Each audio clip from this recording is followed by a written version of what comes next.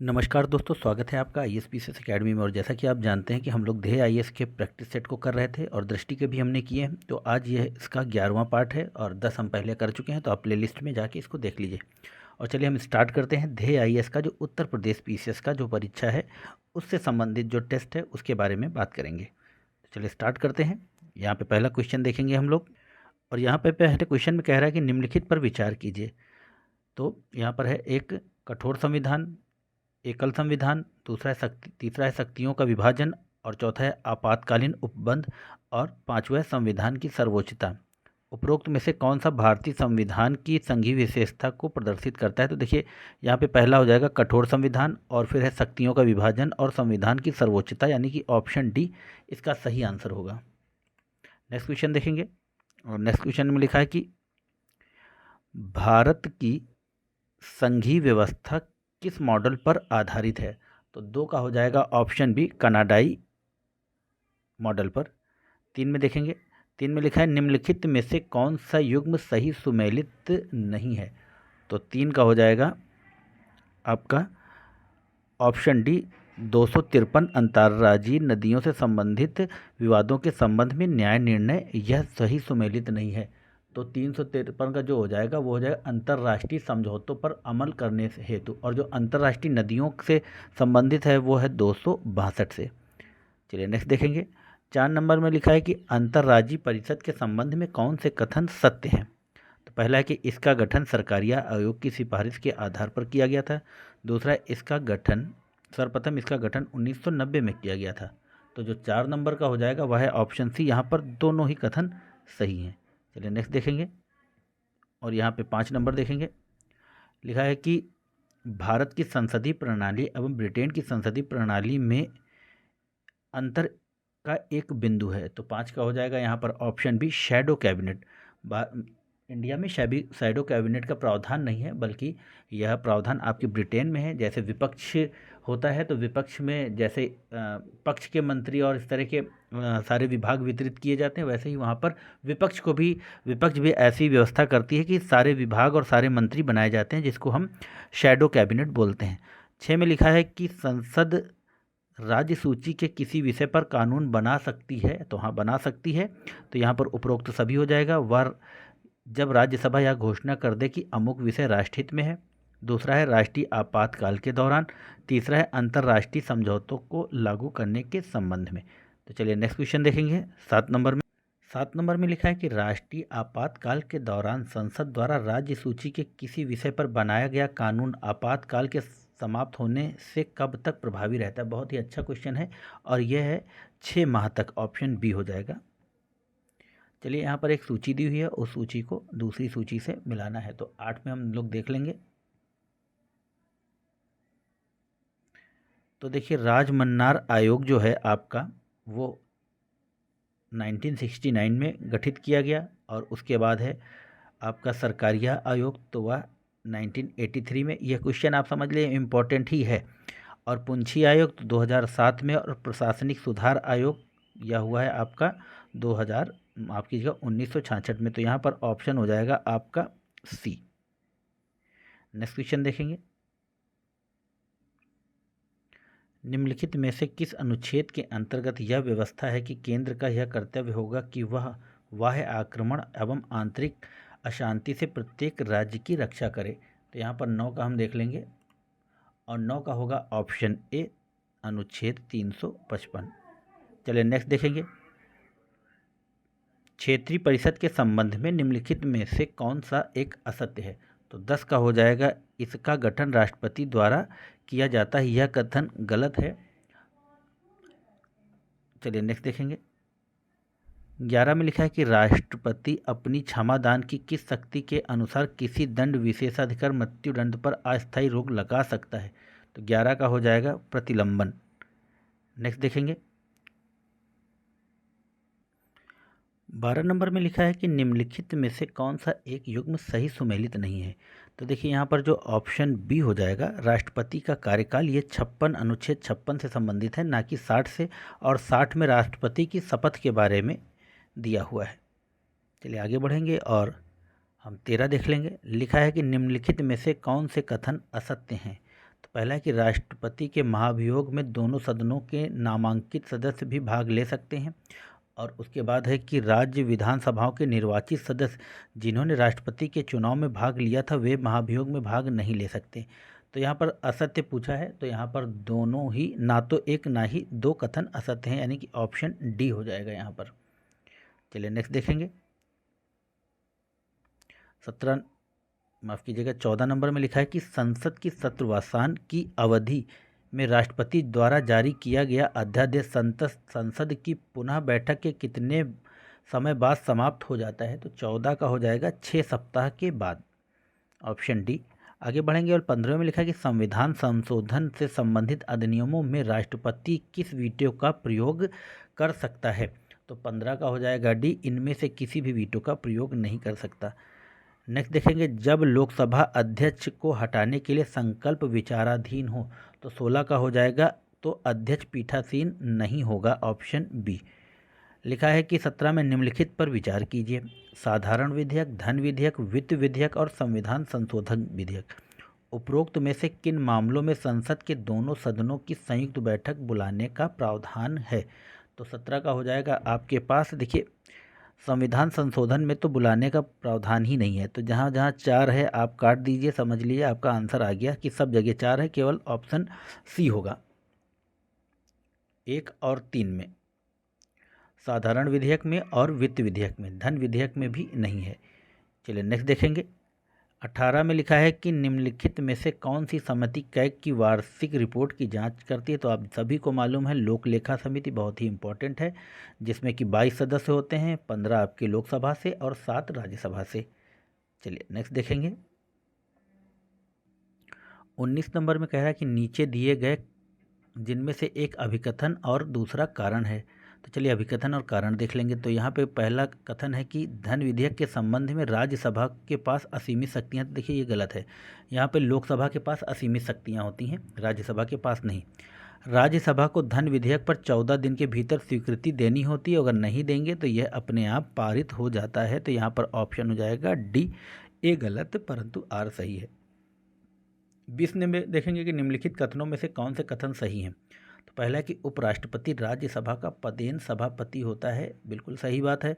इसको राष्ट्रपति की तरह महाभियोग द्वारा हटाया जा सकता है। तो 20 का हो जाएगा ए, इसको राष्ट्रपति की तरह महाभियोग के द्वारा नहीं हटाया जा सकता। चलिए नेक्स्ट देखेंगे। 21 में लिखा है कि निम्नलिखित कथनों में से कौन सा कथन सत्य है। तो पहला, अनुच्छेद 75 में मंत्रियों के व्यक्तिगत उत्तरदायित्व का सिद्धांत वर्णित है। फिर दूसरा है कि मंत्रिपरिषद लोकसभा के प्रति सामूहिक रूप से उत्तरदायी होती है। तो ये जैसे मुझे पता है ये सही है। चलिए नेक्स्ट देखेंगे। राष्ट्रपति किसी भी मंत्री को बिना प्रधानमंत्री की सलाह पर भी हटा सकता है। तो देखिए 21 का केवल 1 और 2 सही है, यहाँ पर ऑप्शन डी, यह तीसरा गलत है। चलिए नेक्स्ट देखेंगे। देखिए 22 नंबर कह रहा है कि निम्नलिखित में से किस संविधान संशोधन अधिनियम के तहत यह वर्णित है कि प्रधानमंत्री सहित मंत्रिपरिषद के कुल सदस्यों की संख्या का लोकसभा सदस्यों की कुल संख्या के 15% से अधिक नहीं होगा। तो दोस्तों इसका ऑप्शन बी होगा 91वां संविधान संशोधन 91, जो कि 2003 में हुआ था। चलिए नेक्स्ट देखेंगे और 23 नंबर क्वेश्चन देख लेंगे हम लोग फटाफट। 23 में लिखा है कि उच्चतम न्यायालय का वह क्षेत्राधिकार जिसके अंतर्गत वह केंद्र व एक या अधिक राज्यों के बीच किसी विवाद की स्थिति में निर्णय देता है कहलाता है। तो वह कहलाता है आपका मूल क्षेत्राधिकार, ऑप्शन सी। 24 में कह रहा है कि निम्नलिखित में से कौन सा युग्म सही सुमेलित नहीं है। तो यहाँ पर नहीं के बारे में पूछा है। तो 24 का हो जाएगा ऑप्शन बी, कार्यकारी मुख्य न्यायाधीश की नियुक्ति अनुच्छेद 124 में नहीं बल्कि यह 126 में है। यहाँ पर 126 होगा तब यह सही होता, मगर ये गलत है। तो बाकी सब सही सुमेलित है, तो हम इनको भी देख लेंगे। उच्चतम न्यायालय का अभिलेख न्यायालय होना 129, राष्ट्रपति का उच्चतम न्यायालय से सलाह लेने की शक्ति 143, ये आपको रटा होगा। उच्चतम न्यायालय का मूल क्षेत्राधिकार तो वह है 131। चलिए नेक्स्ट क्वेश्चन देखेंगे। 25 में कह रहा है कि कारण और कथन बताना है, कथन और कारण दिए हैं। तो 25 को देख लेंगे। राज्यपाल दोहरी भूमिका निभाता है, कारण वह राज्य का संवैधानिक प्रमुख होने के साथ साथ केंद्र सरकार के प्रतिनिधि के रूप में भी कार्य करता है। तो यहाँ पर ए तथा आर दोनों सही हैं और आर ए की सही व्याख्या करता है। चलिए 26 में देखेंगे कि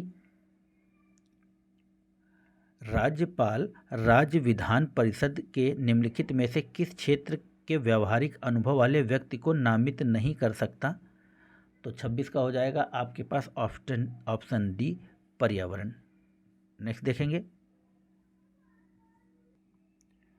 27 में कह रहा है कि राज्यपाल को सूचना प्रदान करने संबंधी मुख्यमंत्री का दायित्व किस अनुच्छेद में वर्णित है। तो देखिए 27 का हो जाएगा वो अनुच्छेद 167 ऑप्शन डी। नेक्स्ट देखें कि विधान परिषद के कितने सदस्यों का चुनाव विधान सदस्य के सदस्यों द्वारा किया जाता है। तो 28 का हो जाएगा आपके पास ऑप्शन सी 1/3। चलिए 29 में कथन और कारण दिया है, इसको भी हम देखेंगे। तो कथन कह रहा है कि किसी राज्य में विधान परिषद का गठन एवं विघटन संसद कर सकती है, कारण इस तरह का कोई प्रस्ताव संबंधित राज्य विधानसभा द्वारा साधारण बहुमत द्वारा पारित होना चाहिए। तो देखिए 28 का हो जाएगा ऑप्शन सी ए सही, परंतु आर गलत है। तो क्यों गलत है तो हम इसको ज़रा सा पढ़ लेंगे। तो देखिए विधान परिषद के कुल सदस्यों, माफ़ कीजिएगा, संविधान में राज्यों में विधान परिषद के गठन एवं विघटन करने की व्यवस्था है। संसद एक विधान परिषद का गठन या विघटन कर सकती है यदि संबंधित राज्य की विधानसभा इस संबंध में संकल्प पारित करे। इस तरह का कोई प्रस्ताव राज्य विधानसभा द्वारा पूर्ण बहुमत से पारित होना जरूरी है। बहुमत कुल मतों एवं उपस्थित सदस्यों के 2/3 से कम नहीं होना चाहिए। तो यह थी इसकी व्याख्या। चलिए 30 नंबर देखेंगे। लिखा है किसी विधानसभा सदस्य पर, माफ कीजिएगा, 10वीं अनुसूची के तहत दल बदल के आधार पर निहरता का मामला उठे तो कौन फैसला करेगा। तो देखिए इस पर करेगा आपका विधानसभा अध्यक्ष, यानी कि ऑप्शन बी। चलिए 31 में देखेंगे, राज्य मानवाधिकार आयोग के अध्यक्षों एवं सदस्यों का कार्यकाल होता है। तो यहाँ पर 31 का हो जाएगा 3 वर्ष या 70 वर्ष की आयु तक, ऑप्शन बी हो जाएगा। नेक्स्ट देखेंगे और माफ़ कीजिएगा, देखिए 32 में कह रहा है कि राज्य के मुख्य सूचना आयुक्त केंद्र सरकार द्वारा निर्धारित अवधि या 65 वर्ष की आयु तक अपने पद पे बने रहेंगे। कारण है कि इन्हें पुनर्नियुक्ति की पात्रता नहीं होती। तो देखिए यहाँ पर ऑप्शन हो जाएगा आपके पास बी ए तथा आर दोनों सही है और आर ए की सही व्याख्या नहीं करता। 33 में कह रहा है कि केंद्रीय सतर्कता आयोग के संबंध में निम्नलिखित कथनों में से कौन सा कथन सही है। तो यहाँ पर हो जाएगा सभी कथन सत्य हैं, तो इसको हम पढ़ लेंगे। यह एक संवैधानिक संस्था यानी कि स्टैच्यूटरी बॉडी है। इसका गठन संस्थानम समिति की सिफारिश पर हुआ था। केंद्रीय सतर्कता आयुक्त का कार्यकाल 4 वर्ष या 65 वर्ष की आयु तक होता है। तो 33 का हो जाएगा डी, सभी कथन सत्य हैं। आगे बढ़ेंगे और 34 नंबर देखेंगे। लिखा है कि निम्नलिखित में से किस अनुच्छेद के तहत असम राज्य के लिए विशेष प्रावधान है। तो 34 का हो जाएगा आपके पास डी, अनुच्छेद 371 बी। नेक्स्ट देखेंगे और 35 में कह रहा है कि निम्नलिखित पंचायती राज से संबंधित समितियों को उनके गठन वर्ष के काल क्रमानुसार व्यवस्थित कीजिए। बहुत बार क्वेश्चन पूछा जा चुका है। तो देखिए सबसे पहले बलवंत राय मेहता समिति का गठन हुआ था, तो हम यहाँ पे देख लेंगे, और वह हुई थी 1957 में। और उसके बाद फिर हम लोग ने बीए, तो बी ए हो जाएगा आपका अशोक मेहता। तो यहाँ पर 2 और 4 जहाँ पे हो तो वहीं ऑप्शन आ गया, फिर ऑप्शन बी होगा।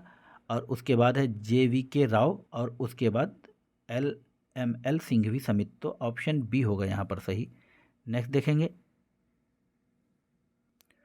36 में कह रहा है कि 92वें संविधान संशोधन अधिनियम द्वारा निम्नलिखित में से कौन सी भाषा 8वीं अनुसूची में नहीं जोड़ी गई।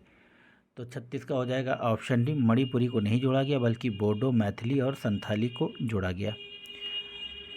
37 में कह रहा है कि सहकारी समितियों के संबंध में निम्नलिखित में से कौन सा कथन असत्य है। तो यहाँ पर पहला है कि 97वें संविधान संशोधन अधिनियम 2011 द्वारा सहकारी समितियां बनाने के अधिकार को मौलिक अधिकार बनाया गया। फिर दूसरा, किसी माफ़ कीजिएगा, सहकारी समिति के निदेशकों की संख्या 11 से अधिक नहीं होगी, तो 37 का हो जाएगा ऑप्शन बी, क्योंकि इसमें शायद 21 सदस्य होते हैं ना कि 11। हाँ, 21 अधिकतम 21 सदस्यों की संख्या होगी, ना कि 11। चलिए नेक्स्ट देखेंगे। 38 में कह रहा है निम्नलिखित में से किस एक का चुनाव भारतीय निर्वाचन आयोग नहीं करता। तो देखिए, मेयर का चुनाव राज्य निर्वाचन आयोग के द्वारा होता है, बाकी सबका भारतीय राष्ट्रीय चुनाव आयोग करता है। तो यहाँ पर यह 3 का चुनाव भारतीय निर्वाचन आयोग करता है और इसका राज्य निर्वाचन आयोग, ऑप्शन डी होगा यहाँ पर सही। 39 में लिखा है कथन और कारण, तो हम लोग कथन पढ़ेंगे। मुख्य निर्वाचन आयुक्त राष्ट्रपति के प्रसाद पर्यंत पद धारण करता है। कारण, मुख्य निर्वाचन आयुक्त की नियुक्ति राष्ट्रपति के द्वारा की जाती है। तो 39 का हो जाएगा डी। यहाँ पर ए गलत है किंतु आर सही है। नेक्स्ट देखेंगे 40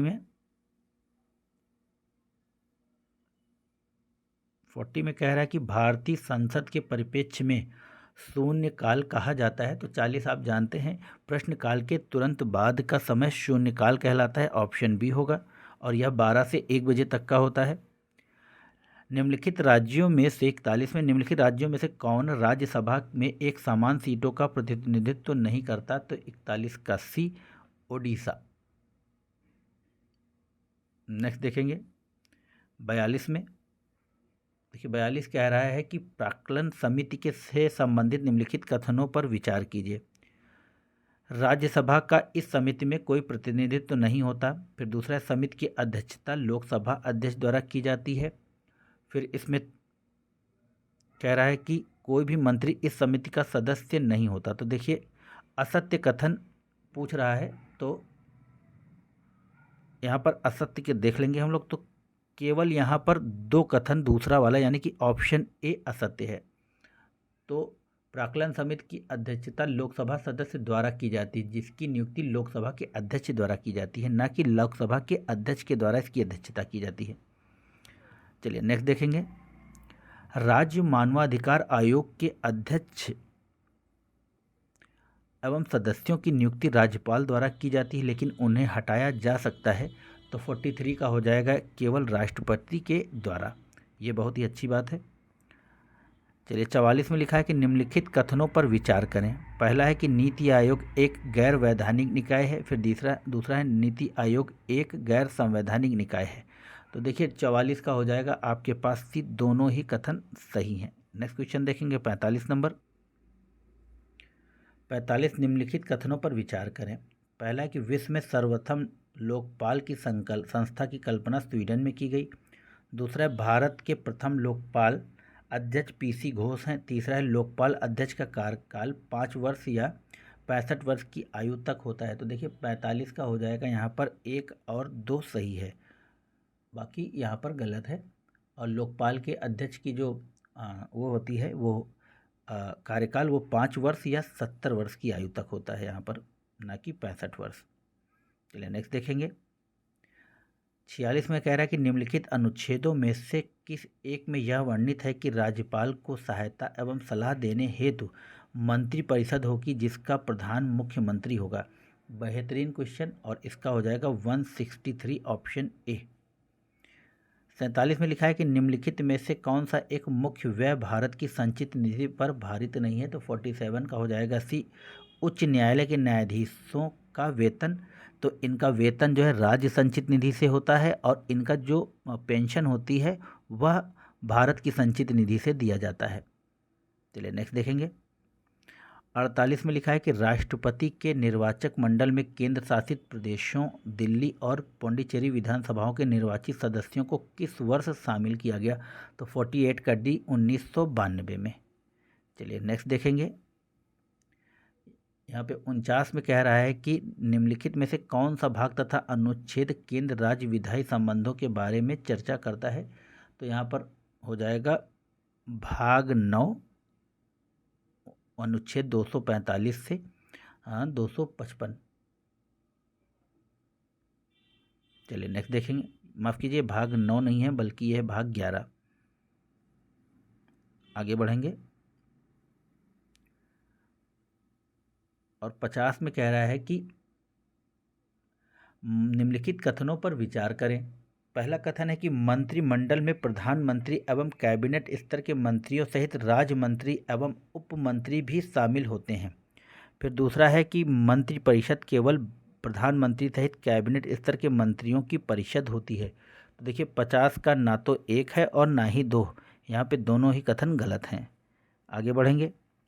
लिखा है निम्नलिखित अनुच्छेदों में से किस एक के तहत लोकसभा अध्यक्ष अपने निर्णायक मत का प्रयोग करता है? तो वह हो जाएगा अनुच्छेद 100, यानी कि ऑप्शन बी 100 का 1। नेक्स्ट देखेंगे 52 में कह रहा है कि निम्नलिखित कथनों पर विचार करें। पहला, संविधान में बजट को वार्षिक वित्तीय विवरण कहा गया, सही है। बजट शब्द संविधान में कहीं भी उल्लेखित नहीं है। तो देखिए 52 का हो जाएगा सी, दोनों ही कथन सही हैं आपके। चलिए नेक्स्ट क्वेश्चन देखेंगे। और 53 नंबर क्वेश्चन कह रहा है कि निम्नलिखित में से किस एक स्थिति में राज्यसभा लोकसभा के समान स्थिति में नहीं है? तो 53 का हो जाएगा डी, दोनों सदनों की संयुक्त बैठक की अध्यक्षता में। आगे बढ़ेंगे।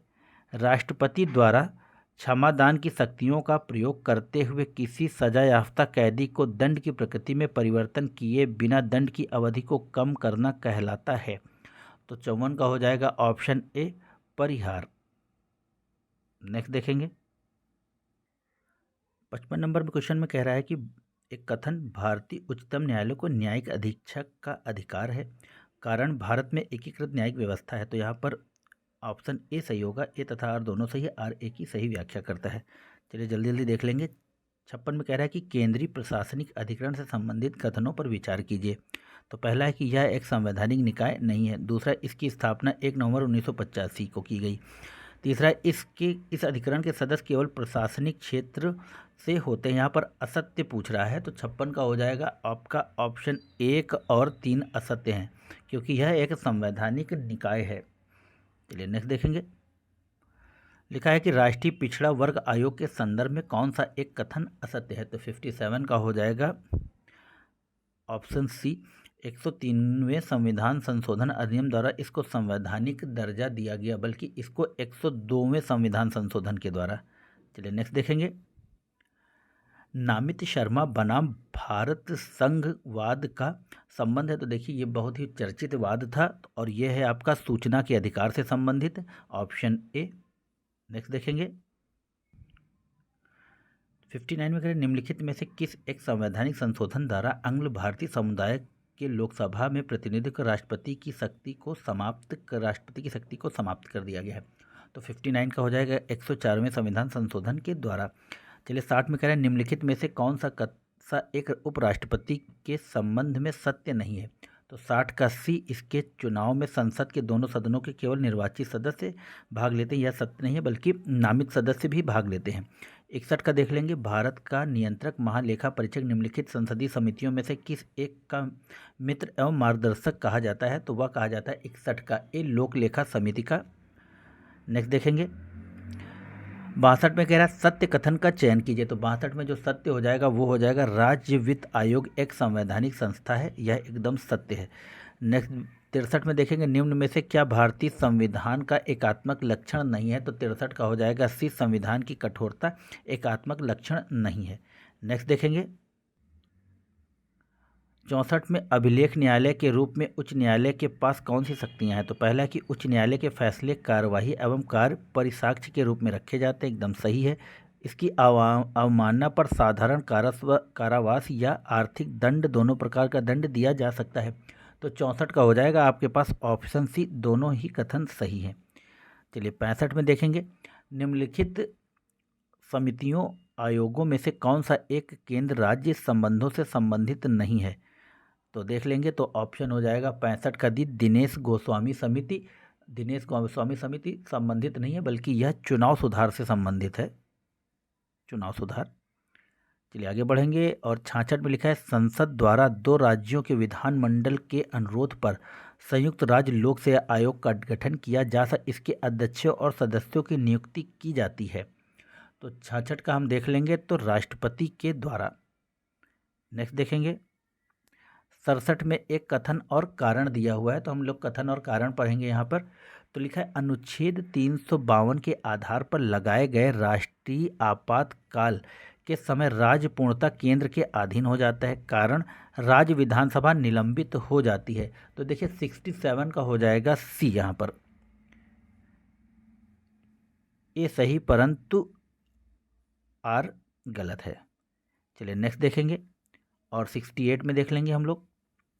तो यहाँ पर 68 में लिखा है कि आपातकाल की उद्घोषणा होने पर निम्नलिखित अनुच्छेदों में से कौन सा एक स्वतः ही अनुच्छेद 19 के अंतर्गत आने वाले मूल अधिकारों का निलंबन कर देता है। तो 68 का हो जाएगा ऑप्शन ए 358 के द्वारा। 69 में लिखा है कि उपराष्ट्रपति कार्यवाहक राष्ट्रपति के रूप में अधिकतम कितनी अवधि तक कार्य कर सकता है। तो 69 का हो जाएगा अभी 6 माह तक, और 6 माह के बाद आप पुनः इलेक्शन कराना जरूरी होता है। 70 में लिखा है कि निम्नलिखित में से पंचायती राज व्यवस्था का उद्देश्य क्या है। तो लोकतंत्र की शक्ति का विकेंद्रीकरण करना, ऑप्शन बी। 71 में देखेंगे निम्नलिखित में से राज्य शब्द की परिभाषा के अंतर्गत आते हैं। तो यहाँ पर हम देख लेंगे, तो वह आते हैं भारत की संसद राज्य के अंतर्गत आता है, स्थानीय निकाय राज्य के अंतर्गत आता है, राज्य सरकार के विधायी अंगों को प्रभावित करने वाली सरकार यह भी राज्य के अंतर्गत, steel of authority of India, LIC, everything, यह सब राज्य के अंतर्गत आते हैं। ऑप्शन डी हो जाएगा यहाँ पर। 72 में लिखा है कि निम्नलिखित व्यक्तियों में से कौन प्रधान बनने के पूर्व अपने राज्यों के मुख्यमंत्री रहे थे। तो देखिए 72 में हम लोग देख लेंगे, तो ये हो जाएगा ऑप्शन ए मोरारजी देसाई, और आपका VP सिंह और HD देवेगौड़ा। नेक्स्ट देखेंगे, देखिए 73 में लिखा है कि निम्नलिखित कथनों में से कौन सा एक लोक लेखा समिति के संबंध में सत्य नहीं है। तो यहाँ पर हम लोग जो देख लेंगे, लोकसभा या राज्यसभा किसी भी सदस्य को इस समिति का अध्यक्ष नियुक्त किया जा सकता है। तो यह गलत है। यहाँ पे लोकसभा सदस्य को ही नियुक्त किया जाएगा अध्यक्ष के रूप में, और लोकसभा का अध्यक्ष इसके सदस्यों में से किसी एक को लोकसभा इस समिति का अध्यक्ष नियुक्त करता है। और आपको एक दिलचस्प बात बताऊं कि यह लोक लेखा समिति का जो गठन है वह भारत सरकार अधिनियम 1919 के तहत पहली बार 1921 में गठित की गई थी। हो सकता है इससे पूछा जाए कभी कि यह कब गठित की गई थी, तो यह सबसे पहली बार 1921 में गठित की गई थी, यानी कि हमारी आज़ादी के पहले, संविधान निर्माण के पहले। 74 में देखेंगे निम्नलिखित में से कौन से वह माध्यम है जिनके द्वारा लोकसभा की बैठक समाप्त की जा सकती है। तो 74 का हो जाएगा सत्रवासन, स्थगन और विघटन, यानी कि इनके द्वारा, ऑप्शन डी होगा। 75 में लिखा है जब किसी भी सदन का अध्यक्ष सदन के किसी सदस्य को बोलने से रोककर अन्य किसी सदस्य को बोलने के लिए कहता तो यह घटना कहलाती है। तो 75 का हो जाएगा बी यील्डिंग द फ्लोर, यानी कि ऑप्शन बी, बैठ जाना जिसको बोलते हैं। 76 में एक सूची दी हुई है और सूची को दूसरी सूची से मिलाना है। तो देख लेंगे हम लोग। तो देखिए जो जनगणना है वह आप संघ सूची का विषय है, और उसके बाद उद्योग राज्य सूची का विषय है, और उसके बाद जो है निगम कर वह भी संघ सूची का विषय है। डाकघर यह संघ सूची का विषय है, ना कि राज्य सूची का, तो यह गलत है। और पशुओं के प्रति क्रूरता का निवारण समवर्ती सूची, यह से गलत है, यानी कि ऑप्शन हो जाएगा यहाँ पर, माफ कीजिएगा, सी। नेक्स्ट क्वेश्चन देखेंगे। 77 में कह रहा है कि निम्नलिखित में से किस वर्ष राजनीतिक दलों को सर्वप्रथम संवैधानिक मान्यता प्राप्त हुई। बहुत ही बेहतरीन क्वेश्चन है और नया है मेरे लिए भी, और इसका है कि 1985 में जो है सर्वप्रथम संवैधानिक मान्यता राजनीतिक दलों को प्राप्त हुई। चलिए नेक्स्ट देखेंगे। 78 में कह रहा है कि निम्नलिखित में से कौन से कथन वित्त विधेयक के संबंध में सत्य हैं। तो यह सिर्फ लोकसभा में ही पेश किया जा सकता है, और यह राष्ट्रपति की पूर्व अनुमति से ही पेश किया जा सकता है। तो 78 का हो जाएगा 78 का हो जाएगा उपरोक्त सभी, यानी कि दोनों। हम 3 में लिखा है कि राज्यसभा इसे अस्वीकृत भी कर सकती है, तो बिल्कुल सही है, तो तीनों सही हैं। वित्त विधेयक को कर सकती है और मनी बिल को नहीं कर सकती है, धन विधेयक को नहीं। 79 का लिखा है निम्नलिखित युग्मों में से कौन सा एक सही सुमेलित नहीं है, तो ऑप्शन सी हो जाएगा 92वां संविधान संशोधन। तो यह 91वां संविधान संशोधन के द्वारा मंत्रिपरिषद के कुल सदस्यों का 15% किया गया है। तो देख लेंगे, पहला देख लेंगे कि 12वां संविधान संशोधन, गोवा दमन द्वीप को भारत में शामिल किया गया। फिर 10वां है कि दादर एवं नागर हवेली को भारत में शामिल किया गया। और 103वां है EWS को आरक्षण से संबंधित। चलिए 80 में देखेंगे भारत के निम्नलिखित राष्ट्रपतियों को उनके कार्यकाल के अनुसार पहले से बाद के क्रम में व्यवस्थित कीजिए। तो देखिए 80 का हो जाएगा सी, माफ कीजिएगा कहाँ चला गया ये, तो 80 का हो गया यहाँ पर सी। तो पहले जाकिर हुसैन, फिर वीवी गिरी, फिर ज्ञानी जैल सिंह, फिर डॉक्टर शंकर दयाल शर्मा। चलिए नेक्स्ट क्वेश्चन देखेंगे। 81 में कह रहा है कि निम्नलिखित कथनों पर विचार कीजिए। एक व्यक्ति एक समय में एक या एक से अधिक राज्यों का राज्यपाल रह सकता है, सही है। इस प्रावधान को 7वें संविधान संशोधन द्वारा जोड़ा गया। असत्य कथन के बारे में पूछ रहा है, तो यहाँ पर ना ही एक ना ही दो कथन असत्य, यानी कि दोनों ही कथन सही हैं यहाँ पर। चलिए नेक्स्ट क्वेश्चन देखेंगे। लिखा है लोकायुक्त अधिनियम पारित करने वाला पहला भारतीय राज्य कौन है। तो देखिए यहाँ पर ऑप्शन ए महाराष्ट्र है लोकायुक्त,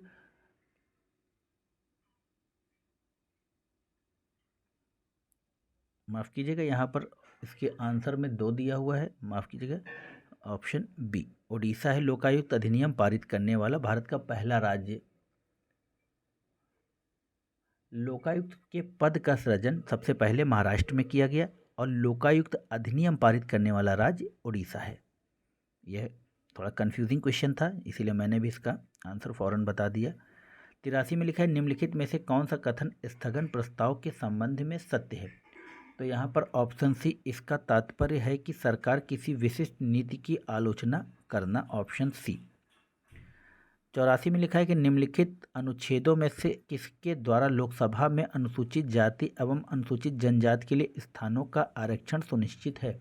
तो 84 का ए 330 के द्वारा। 85 में लिखा है कि निम्नलिखित में से किस एक बिंदु पर भारतीय संघवाद तथा अमेरिकी संघवाद के मध्य समानता पाई जाती है। तो 85 का डी राज्य एवं केंद्रों के मध्य विवादों का निपटारा सर्वोच्च न्यायालय के द्वारा करना।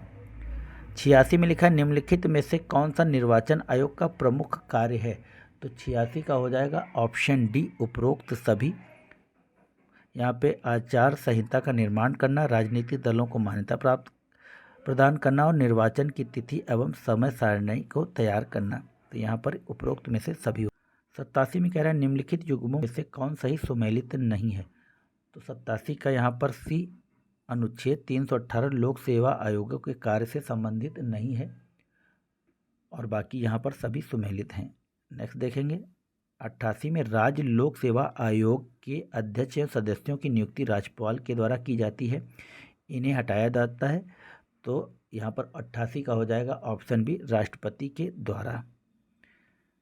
लिखा है निम्नलिखित में से कौन से वित्त आयोग के प्रमुख कार्य हैं। तो पहला है कि संघ एवं राज्यों के बीच करों के शुद्ध आगमों का वितरण, फिर है भारत की संचित निधि से धन निकासी की अनुमति देना, फिर स्थानीय निकायों के संसाधनों की आपूर्ति हेतु आवश्यक उपाय करना। तो देखिए 89 का हो जाएगा आपका ऑप्शन ए 1 और 3 सही हैं और बाकी यहाँ पर दूसरा गलत है। 90 को देख लेंगे दोस्तों। और 90 में लिखा है कि भारतीय संविधान के अनुसार निम्नलिखित में से कौन से राज्य की विधायिका में सम्मिलित हैं। तो राज्य की विधायिका में आप जानते हैं राज्यपाल, विधानसभा और विधान परिषद, यानी कि 1, 3, 4 ऑप्शन सी हो जाएगा यहाँ पर सही। नेक्स्ट देखेंगे 91 में लिखा है निम्नलिखित कथनों पर विचार कीजिए। सिंधी भाषा को 8वीं अनुसूची में 15वीं भाषा के रूप में शामिल किया जाना, फिर नागालैंड को राज्य का दर्जा दिया जाना, 3 में 44वां संविधान संशोधन, फिर 4 में लोकसभा की सीटों को 525 से बढ़ाकर 545 क्रम कर दिया गया। उपरोक्त का सही कालक्रम के अनुसार व्यवस्थित कीजिए। तो यहाँ पर 91 का बी हो जाएगा। देखिए सबसे पहले नागालैंड को राज्य का दर्जा दिया गया और उसके बाद आपका हुआ है हिंदी सिंधी भाषा को 8वीं अनुसूची में डाला गया और उसके बाद 4 लोकसभा की सीटों को बढ़ाया गया और फिर है 44वां संविधान संशोधन। तो यह हो जाएगा इसका सही कालक्रम। 92 में कह रहा है कि संघ से अभिप्राय है, तो 92 का हो जाएगा शक्तियों का विभाजन, ऑप्शन बी। नेक्स्ट देखेंगे, भारतीय संविधान के अंतर्गत युद्ध अथवा शांति की घोषणा करने की शक्ति निम्नलिखित में से किस एक में निहित है? तो 93 का ए, राष्ट्रपति में। नेक्स्ट देखेंगे, 94 में कह रहा है कि निम्नलिखित कथनों पर विचार करें। तो क्या कथन कह रहा है कि राष्ट्रपति अध्यादेश केवल उन्हीं मुद्दों पर जारी कर सकता है जिन पर संसद कानून बना सकती है। फिर दूसरा, राष्ट्रपति द्वारा जारी अध्यादेश की वही सीमाएं होती हैं जो संसद द्वारा बनाए गए किसी कानून की होती हैं। तो 94 का हो जाएगा 1 और 2 दोनों सही, ऑप्शन सी। 95 में लिखा है कि 10वीं अनुसूची के तहत दल बदल के आधार पर निहरता के सवालों का निपटारा किया जाता है। तो 95 का हो जाएगा राज्यसभा में सभापति एवं लोकसभा में अध्यक्ष के द्वारा, ऑप्शन डी होगा।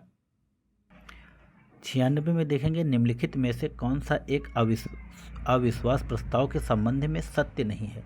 तो 96 का हो जाएगा सी, यह मंत्रिपरिषद की कुछ नीतियों की आलोचना हेतु लाया जाता है, तो यह सत्य नहीं है। नेक्स्ट देखेंगे, 97 में जब कभी कोरम पूरा करने में अस्थायी न्यायाधीशों की संख्या कम हो रही हो तो भारत का मुख्य न्यायाधीश निम्नलिखित में से किस एक की नियुक्ति करता है? तो 97 का हो जाएगा ए, तदर्थ न्यायाधीशों की। चलिए 98 में देखेंगे कि भारत की संसद को अनुच्छेद 368 के अधीन यह अधिकार है कि वह संविधान में वर्णित मौलिक अधिकारों सहित संविधान में वर्णित किसी भी भाग में संशोधन कर सकती है बशर्ते इससे मूल संरचना प्रभावित न हो। निम्न में से मूल संरचना के तत्वों की पहचान करें। तो 98 का हो जाएगा आपका ऑप्शन डी, उपरोक्त में से सभी मूल संरचना के तत्व हैं। देख लेंगे हम लोग। एक कल्याणकारी राज्य की स्थापना का जनादेश, अनुच्छेद 141 के अंतर्गत सर्वोच्च न्यायालय की शक्ति, व्यक्ति की परिस्थिति एवं अवसर की समानता और न्यायिक समीक्षा। आगे बढ़ेंगे और देखेंगे 99 में, निम्नलिखित में से कौन से वे प्रावधान हैं जिनमें संशोधन है तो विशेष बहुमत तथा आज्य राज्यों की स्वीकृति अनिवार्य है? तो 99 का हो जाएगा उपरोक्त सभी, संसद में राज्यों का प्रतिनिधित्व, उच्चतम एवं उच्च न्यायालय, राज्यों का निर्वाचन, राष्ट्रपति का निर्वाचन, तो इन सब में ज़रूरत पड़ेगी। नेक्स्ट देखेंगे, 100 नंबर में लिखा है कि निम्नलिखित में से एक कथन और कारण दिया है। तो कथन और कारण में देखेंगे क्या कहा है। प्रधानमंत्री के परामर्श अनुसार राष्ट्रपति मंत्रिमंडल के किसी सदस्य को उप प्रधानमंत्री नियुक्त कर सकते हैं। कारण, उप प्रधानमंत्री के उत्तरदायित्व का निर्धारण प्रधानमंत्री का विशेषाधिकार है। तो 100 का हो जाएगा यहाँ पर ए तथा आर दोनों सही है, आर ए की सही व्याख्या नहीं करता है। चलिए 101 में देखेंगे, निम्नलिखित कथनों पर विचार कीजिए। तो यहाँ पर पहला कथन है कि मूल संविधान में प्रशासनिक अधिकरणों से संबंधित उपबंध नहीं थे। ठीक है, 44वें संविधान संशोधन द्वारा प्रशासनिक अधिकरणों को संविधान में जोड़ा गया। तो देखिए 101 का पहला कथन है और दूसरा कथन गलत है, क्योंकि इसको जोड़ा गया है आपका 42वें संविधान संशोधन के द्वारा और इसमें भाग 14A जोड़ा गया था, जिसके अनुच्छेद 323 ए और 323 बी हैं। तो 44वें नहीं बल्कि 42वें संविधान संशोधन के द्वारा जोड़ा गया।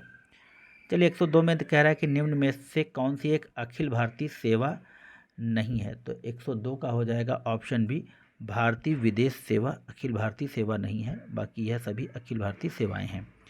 चलिए 103 में देखेंगे, निम्नलिखित में से कौन सी समितियां चुनाव सुधार से संबंधित हैं?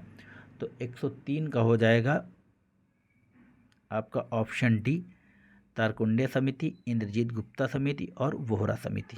नेक्स्ट देखेंगे 104 में कह रहा है कि किसी भी सहकारी समिति के निदेशकों की अधिकतम संख्या हो सकती है, तो वह है ऑप्शन डी 21। नेक्स्ट देखेंगे 105 का देख लेंगे हम लोग। और 105 में कह रहा है निम्नलिखित में से किस एक के तहत राष्ट्रपति यह मान सकता है कि राज्य का शासन संवैधानिक उपबंधों के अनुसार नहीं चल रहा तथा राज्य संघ द्वारा दिए गए निर्देशों का पालन करने में असमर्थ है। तो 105 का हो जाएगा सी, अनुच्छेद 365। नेक्स्ट देखेंगे, निम्न में से कौन से अनुच्छेद 360 के आधार पर लगाए जाने वाले वित्तीय आपातकाल का प्रभाव है। तो 6 का हो जाएगा डी। सभी ऑप्शन सही हैं, तो पढ़ लेंगे हम लोग। किसी राज्य के अधीन सेवा करने वाले सभी वर्गों में वेतन में कटौती की जा सकती है। संघ के अधीन सेवा करने वाले सभी वर्गों के वेतन में कटौती की जा सकती है। उच्च न्यायालय के न्यायाधीशों के वेतन में कटौती की जा सकती है। यहाँ पर सभी कथन सही हो जाएंगे। लिखा है, लोकसभा द्वारा पारित संविधान संशोधन विधेयक को यदि राज्यसभा द्वारा अस्वीकार कर दिया जाता है तो 107 का तो विधेयक अंतिम रूप से समाप्त हो जाएगा। यहाँ पर ऑप्शन सी है सही। 8 में लिखा है, हिंदी भाषा के प्रसार एवं विकास के लिए संविधान में वर्णित निम्नलिखित में से कौन से अनुच्छेद संघ को निर्देश देता है। तो 108 का भी अनुच्छेद 351। चलिए 109 में कह रहा है, निम्नलिखित कथनों पर विचार करें। अनुच्छेद 350 का के तहत भाषाई अल्पसंख्यक वर्गों के बारे में विशेष प्रावधान किया गया है। यह प्रावधान 7वें संविधान संशोधन अधिनियम 1956 के द्वारा जोड़ा गया। तो 109 का सी, दोनों ही कथन सत्य हैं। आगे बढ़ेंगे। 10वें कह रहा है कि संविधान के किस भाग के तहत कुछ वर्गों के लिए विशेष प्रावधान है। तो यहाँ पर ऑप्शन ए हो जाएगा, 16वें के तहत विशेष वर्गों के लिए उपबंध किया गया है। 11 में कह रहा है कि भारत के संविधान का कौन सा अनुच्छेद महान्यायवादी तथा मंत्रियों को किसी भी सदन में बोलने तथा कार्यवाही में भाग लेने का अधिकार देता है। तो 111 का डी हो जाएगा, अनुच्छेद 88 के तहत। आगे बढ़ेंगे। और 15 में कह रहा है कि निम्नलिखित कथनों 12 में माफ़ कीजिएगा, लिखा है कि निम्नलिखित कथनों में से कौन सा एक 73वें संविधान संशोधन के संबंध में सत्य नहीं है। तो 12 का हो जाएगा ऑप्शन बी, इस संशोधन द्वारा पंचायत राज संस्थाओं में 33% आरक्षण अन्य पिछड़ों वर्गों के लिए दिया गया, यह कथन सत्य नहीं है। नेक्स्ट देखेंगे, निम्नलिखित कथनों पर विचार कीजिए। आकस्मिक निधि से धन की निकासी राष्ट्रपति की विशेष अनुमति से की जा सकती है। फिर दूसरा है, संचित निधि से धन निकासी संसद की अनुमति से की जा सकती है। तो यहाँ पर असत्य देखना है, तो यहाँ पर ना तो एक ना ही दो, ऑप्शन डी होगा, यानी कि यह दोनों कथन सत्य हैं। आगे बढ़ेंगे। 114 में कह रहा है, अनुच्छेद 249 के अंतर्गत राज्यसभा को राष्ट्रीय हित में विधि बनाने की शक्ति दी गई है। इस प्रकार बनाई गई विधि प्रभावी होगी। तो 14 में हो जाएगा एक, केवल 1 वर्ष तक के लिए। 15 में निम्नलिखित पंचायती राज व्यवस्था से संबंधित समितियों में से कौन सी एक का कार्यकाल के अनुसार अंतिम स्थान है। तो अभी 115 का आप पहले ही मिला चुके हैं और यहाँ पर हो जाएगा पीके थुंगन समिति। तो हमने कहा था ना कि बीए, तो बलवंत राय मेहता, उसके बाद अशोक मेहता, फिर हो जाएगा जीएलवी के और उसके बाद पीके। तो ये हो जाएगा पी जो है पीके थुंगन समिति अंतिम स्थान पे है, ऑप्शन सी। 16 में लिखा है कि राष्ट्रीय विकास परिषद के संबंध में कौन सा कथन सत्य है। तो यहाँ पर है आपका सभी कथन सत्य हैं। इसका गठन अगस्त 1952 में सरकार के एक प्रस्ताव द्वारा हुआ। इसका अध्यक्ष प्रधानमंत्री होता है। भारतीय संघ के सभी राज्यों के मुख्यमंत्री इसके सदस्य होते हैं। यह सभी कथन सत्य हैं। 17 में लिखा है कि भारत के मुख्य निर्वाचन आयुक्त को उसके पद से उसी रीति से हटाया जा सकता है जिस रीति से। तो 17 का हो जाएगा ऑप्शन ए, उच्चतम न्यायालय के न्यायाधीश को हटाया जाता है, ऑप्शन ए हो जाएगा। नेक्स्ट देखेंगे। 18 में लिखा है कि विधान परिषद के कुल सदस्यों की संख्या संबंधित राज्य के विधानसभा की कुल सदस्य संख्या की 1/3 से अधिक और 40 से कम नहीं होगी। नेक्स्ट देखेंगे। 19 में निम्नलिखित कथनों में से कौन सा एक राज्य के महाधिवक्ता के संबंध में सत्य नहीं है। तो 19 का देख लेंगे, तो हम देखेंगे कि इसका कार्यकाल 60 वर्ष या 65 वर्ष की आयु तक होता है। तो जो इसका कार्यकाल है, माफ़ कीजिएगा, हाँ, इसका कार्यकाल 60 वर्ष है, यह सत्य नहीं है। नेक्स्ट देखेंगे। 20 में लिखा है राज्यसभा अनुच्छेद 312 के तहत एक अखिल भारतीय सेवा का सृजन कर सकती है? तो 120 का हो जाएगा 1/3 बहुमत के द्वारा, नहीं 2/3 बहुमत के द्वारा। ऑप्शन बी होगा यहाँ पर सही।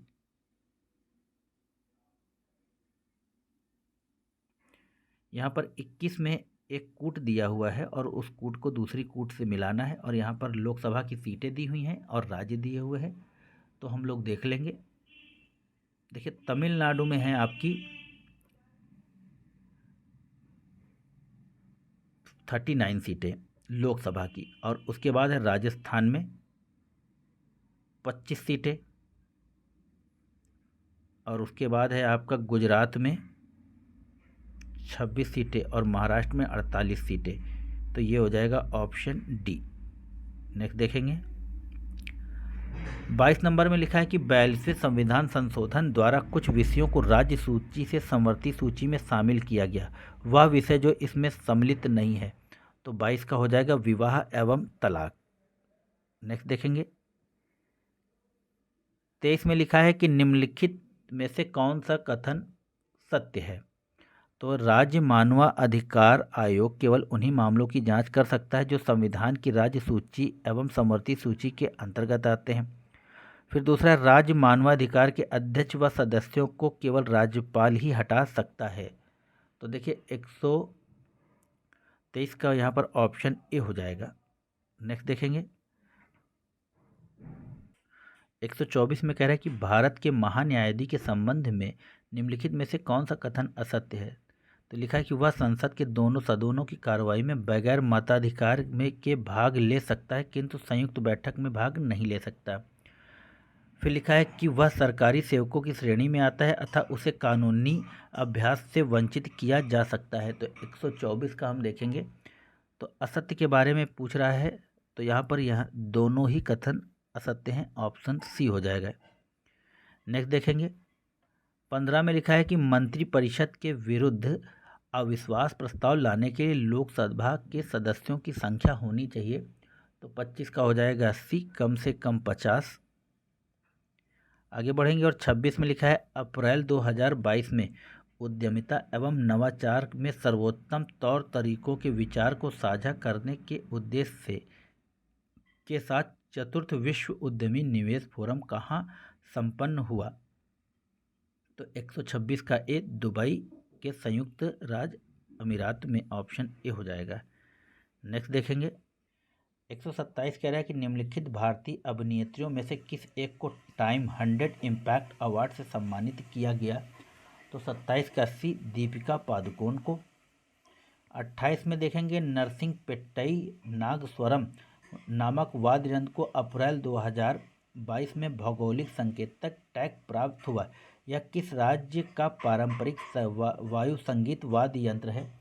तो यहाँ पर 128 का डी हो जाएगा, तमिलनाडु से संबंधित है।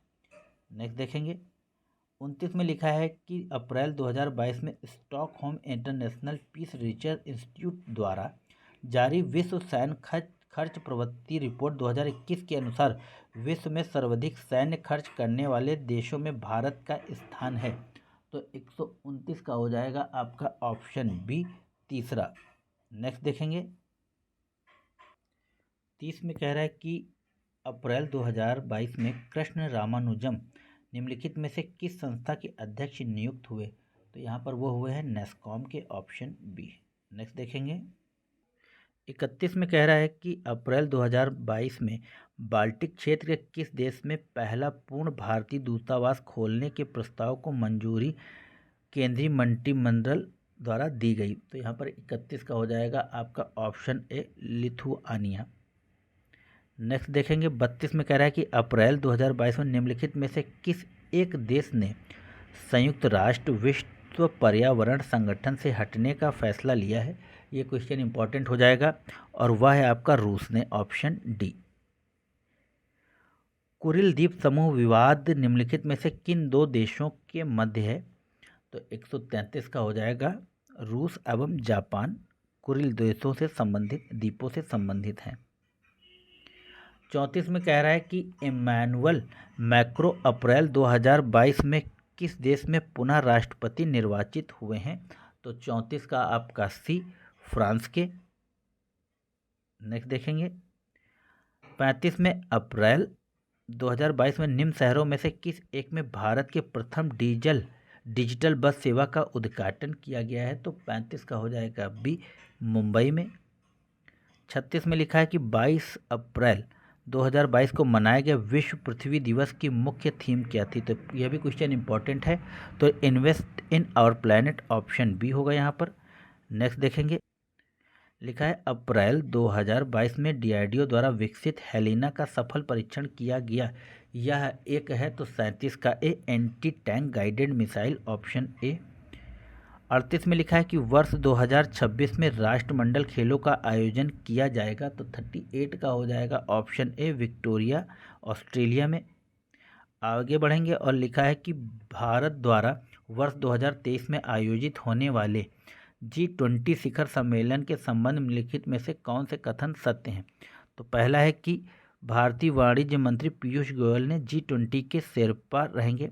फिर दूसरा है सुमन एस बेरी को G20 शिखर सम्मेलन का समन्वयक नियुक्त किया गया है। तो यहाँ पर ऑप्शन ए सही होगा, यानी केवल एक, दूसरा गलत है। 40 में कह रहा है कि वरुण सैन्य अभ्यास के संबंध में निम्नलिखित में से कौन से कथन सही हैं? यह भारत एवं फ्रांस के मध्य आयोजित होने वाला एक नौसैन्य अभ्यास है। इसका आयोजन अप्रैल 2022 की बंगाल की खाड़ी में किया गया। तो देखिए 40 का केवल एक होगा सही, दूसरा गलत है। चलिए नेक्स्ट देखेंगे, विश्व आर्थिक मंच द्वारा मई 2022 में जारी यात्रा एवं पर्यटन विकास सूचकांक 2021 में भारत का स्थान रहा। तो देखिए 41 का हो जाएगा 54वां स्थान रहा, ऑप्शन सी। फिर लिखा है कि अंतर्राष्ट्रीय जैव विविधता दिवस निम्नलिखित में से किस तिथि को मनाया जाता है? यह भी क्वेश्चन इंपॉर्टेंट है। और 42 का हो जाएगा 22 मई को।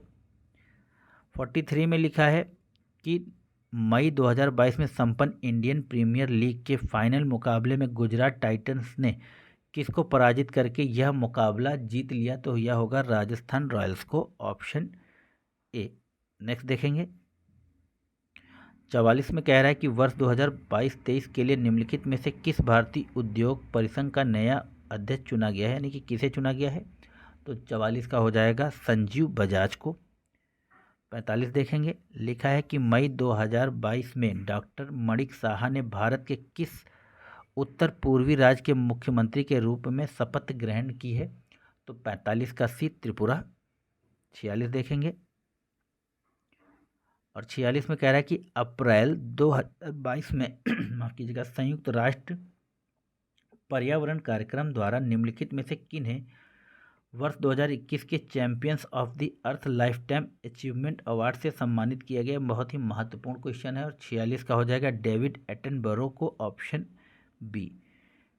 47 में लिखा है कि मई 2022 में राष्ट्रपति रामनाथ कोविंद द्वारा राजीव कुमार को देश का मुख्य निर्वाचन आयुक्त किया गया है। तो ये किस क्रम के हैं? तो यह हैं आपके 25वें। 48 में फ्रांस स्थित रिपोर्टर विदाउट बॉर्डर्स द्वारा जारी विश्व प्रेस स्वतंत्रता सूचकांक 2022 के संबंध में विचार करें। इस सूचकांक में नॉर्वे को शीर्ष स्थान प्राप्त हुआ। इस सूचकांक में भारत का स्थान 150वां है। तो 48 का हो जाएगा, यहाँ पर दोनों ही कथन सही हैं। प्लूटो रिको में आयोजित मिस वर्ल्ड 2021 सौंदर्य प्रतियोगिता में कैरोलिना बेलावास्का को मिस वर्ल्ड चुना गया। वह किस देश से संबंधित है? तो 49 का हो जाएगा सी, वह है आपकी पोलैंड से संबंधित। नेक्स्ट देखेंगे और लास्ट क्वेश्चन, अप्रैल 2022 में निम्नलिखित में से किन्हें प्रथम लता दीनानाथ मंगेशकर पुरस्कार प्रदान किए जाने की घोषणा की गई है? तो वह है आपके प्रधानमंत्री श्री नरेंद्र मोदी जी। तो मित्रों, ध्येय IAS की 11वां टेस्ट था आपके सामने। आशा है यह वीडियो आपको पसंद आएगा। चैनल को लाइक कीजिए, शेयर कीजिए, सब्सक्राइब कीजिए। धन्यवाद। और निरंतर अभ्यास करते रहें। और आप जब इस वीडियो को देखते हैं तो अपने YouTube की स्पीड को बढ़ा के देखें, जिससे आपके समय की बचत होने पाए। नमस्कार, आपका दिन शुभ हो।